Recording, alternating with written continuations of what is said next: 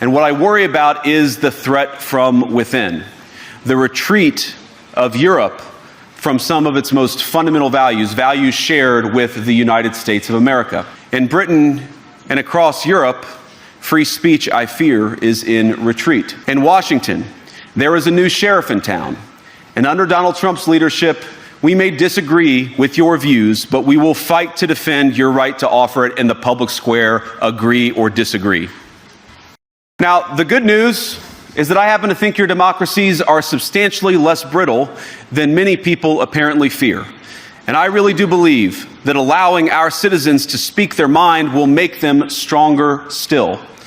Which, of course, brings us back to Munich, where the organizers of this very conference have banned lawmakers representing populist parties on both the left and the right from participating in these conversations.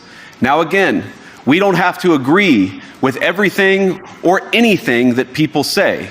But when people represent, when political leaders represent an important constituency, it is incumbent upon us to at least participate in dialogue with them, to increase defense spending over the next few years in line with some new target.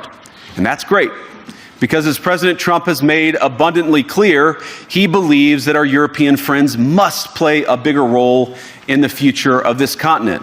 We don't think, you hear this term, burden sharing, but we think it's an important part of being in a shared alliance together that the Europeans step up while America focuses on areas of the world that are in great danger.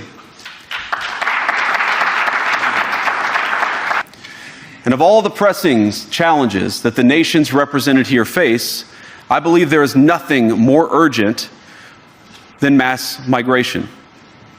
Today, almost 1 in 5 people living in this country moved here from abroad. That is, of course, an all-time high. It's a similar number, by the way, in the United States, also an all-time high. No voter on this continent went to the ballot box to open the floodgates to millions of unvetted immigrants. But you know what they did vote for? In England, they voted for Brexit, and agree or disagree, they voted for it.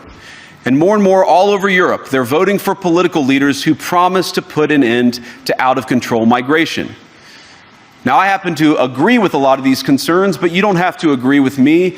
I just think that people care about their homes, they care about their dreams, they care about their safety and their capacity to provide for themselves and their children.